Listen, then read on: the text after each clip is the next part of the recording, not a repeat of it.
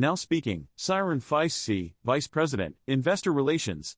Thank you for joining us today for Pan American Silver's Q2 2023 conference call. This call includes forward-looking statements and information and makes reference to non-GAAP measures. Please see the cautionary statements in our MD&A, news release, and presentation slides for our Q2 2023 unaudited results, all of which are available on our website.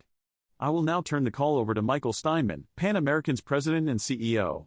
Now speaking, Michael Steinmann, President and Chief Executive Officer. In Q2, our production and sales volumes were strong, resulting in revenue of $639.9 million. We saw a net loss of $47.4 million, which includes non-cash accounting impacts. Adjusted earnings were $14.7 million. Cash flow from operations totaled $117 million, and we repaid $55.4 million of debt. We exited the quarter in a strong financial position with $409.2 million in cash and short-term investments. We also announced the divestment of non-core assets, which is expected to yield total cash proceeds of $593 million. This will further strengthen our balance sheet and allow us to advance our growth projects. We also announced a dividend of 10 cents per share for Q2. Work continues on the La Colorada Skarn project, and we expect to release a preliminary economic assessment later this year. At the Escobal mine, we are participating in the ILO 169 consultation process and continue to work with the Guatemalan government. No date has been set for a potential restart of operations.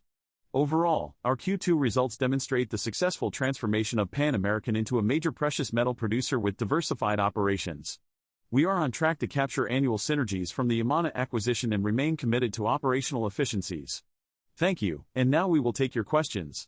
Bank of America Merrill Lynch analyst Lawson Winder inquired, could you provide more insight into your plans for capital return, specifically regarding the potential for a higher dividend given the larger asset base from the Yamana acquisition?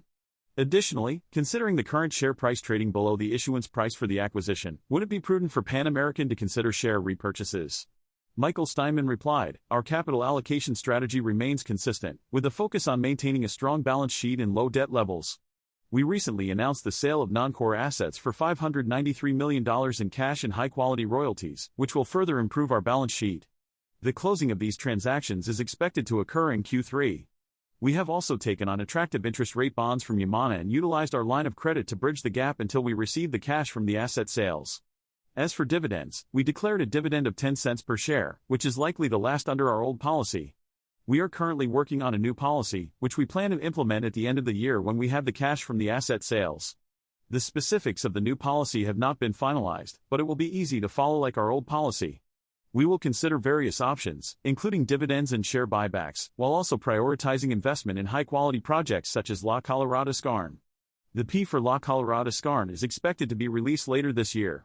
Bank of America Merrill Lynch analyst Lawson Winder inquired, regarding the asset sales, is it reasonable to assume that La Arena II could also be considered a non-core asset for potential divestment? Additionally, how do you approach this decision considering the asset's significant remaining years of strong gold production? Michael Steinmann replied, we have successfully acquired a strong group of non-core assets and we are actively working on optimizing our portfolio. Our focus remains on silver and gold production, and we see potential in copper projects similar to our Mara project. We aim to secure cash for the asset while retaining a strong copper royalty to benefit from future copper prices. As for La Arena, we are not concerned about the remaining years of gold production from the oxides. There are various ways to structure a deal, such as keeping the gold and mining while handing over the asset later or allowing a new buyer to mine the oxide and compensate us for the gold. These details can be resolved through negotiation. Bank of America Merrill Lynch analyst Lawson Winder inquired, can you please explain the reason for the increase in silver unit costs in Q4 despite higher production? Is this due to a decline in byproduct credits compared to Q3? Steve Busby replied, our Q4 sustaining capital spend is primarily driven by weather-related factors, particularly in certain assets. This quarter is when we see the peak time for construction on leach pads, waste dumps, and other related projects. Michael Steinmann replied, our quarterly guidance, as outlined in our MD&A, indicates that our costs were below our projected guidance for the annual period. Specifically, in Q2, we performed exceptionally well. TD Securities analyst Craig Hutchison inquired, regarding Mara, do you plan to hold it long-term or monetize it after the deal's close? Have you received any expressions of interest on the NSR since its announcement last week? Michael Steinmann replied, currently, our main focus is on selling non-core assets and retaining access to future upsides through royalties. This strategy has proven successful in the past, as demonstrated by our Mavericks transaction in 2015. We generated $152 million in cash from a smaller portfolio of royalties. The royalties we currently hold are particularly strong, including a life-of-mine copper royalty for one of the largest copper deposits in the world.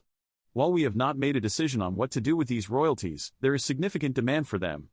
Our priority right now is optimizing our portfolio and collecting these royalties.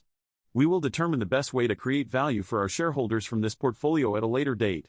TD Securities analyst Craig Hutchison inquired, can we expect a substantial decrease in cash taxes in Q3 compared to Q1 and Q2? And could you provide some context for the high tax payments? Is this due to catch-up payments from 2022? Ignacio Couturier replied, our company follows a regular cadence of tax payments throughout the year, with installments made periodically. However, there is typically a catch-up period in March and April, where we make larger payments to account for any outstanding taxes. In this particular case, we had a significant catch-up in April, primarily related to taxes in Chile. This pattern of tax payments and catch-ups is a normal part of our financial operations, and it can impact our financial results, either in Q1 or Q2. Michael Steinman replied, yes, that's correct. Our company typically makes its largest tax payments in the first 2 quarters of the year. National Bank financial analyst Don DeMarco inquired, does the asset disposition in late July impact your care maintenance guidance for 2023, specifically the $100 million budgeted for the year with $50 million already spent in H1? Michael Steinman replied, absolutely, you make a great point. The cash inflows and royalties are not the only benefits we will see from these transactions. The reduction in care maintenance costs, particularly at Morococha and Mara, will have a significant impact. The exact timing of when these transactions will close will determine the exact amount of savings, but once they do, we can expect a substantial improvement in our care and maintenance capital for future years. National Bank financial analyst Don DeMarco inquired, what factors are driving the swings in AISC at Shahuindo, El Peñón, and Yacobina mines, and can we expect a reversion to the midpoint of the guidance range in the second half of the year? Steve Busby replied, Yacobina has been performing well with their cost-controlled programs, resulting in good unit cost per ton. We are closely monitoring the exchange rate of the race, which has a significant impact. Overall, we had a strong Q2 and remain optimistic about Yacobina's future. As for El Peñón, we have been rescheduling the mine plan and have seen good silver production but disappointing gold production in Q2. We are readjusting our plan and anticipate a strong second half of the year, particularly in Q4. Development rates and activities have increased, leading to some cost differentials. Lastly, Cerro Moro is another project we are focused on. At Shahuindo, our current focus is on blending coarse ore with fine clay ores. This strategic decision involves adjusting the cutoff grade of certain ores to optimize the blending process and obtain higher-grade clay ores. As a result, there may be some cost fluctuations associated with this initiative. Michael Steinman replied, the general cost drivers for our company include sustaining capital, which can vary due to seasonality and weather patterns in the countries we operate in. The timing and prices of our byproducts also have a significant impact on our costs, as all our costs are net of byproducts. Additionally, currency fluctuations can affect our costs, depending on the strength of the local currency and the amount of local currency payments we have in a particular country. It's important to note that these factors are beyond our control, but we closely monitor them and adhere to our capital schedule. When analyzing our all-in sustaining costs, it's crucial to consider these influential factors. National Bank financial analyst Don DeMarco inquired, can you provide an update on the progress of the ILA 169 process, specifically regarding the timeline for the conclusion of Phase 2 and the expected events during Phase 3? Michael Steinman replied, the conclusion of the phase mentioned is expected to occur in October and November, as indicated on the Ministry of Mines website. The government of Guatemala is actively working towards achieving this timeline. Following this phase, there will be a court verification process. I encourage everyone to stay updated by regularly visiting the Government of Guatemala's Ministry of Mines website for periodic updates on the progress of this matter. Michael Steinman replied, thank you for your question. This quarter, we experienced strong production and made significant progress in divesting non-core assets. The integration of the former Yamana assets into Pan American is going well, and we are pleased with the performance of our local teams. We are on track to achieve the expected synergies of $40 million to $60 million. We look forward to providing you with an update in our next quarterly report in November. Enjoy the remainder of the summer.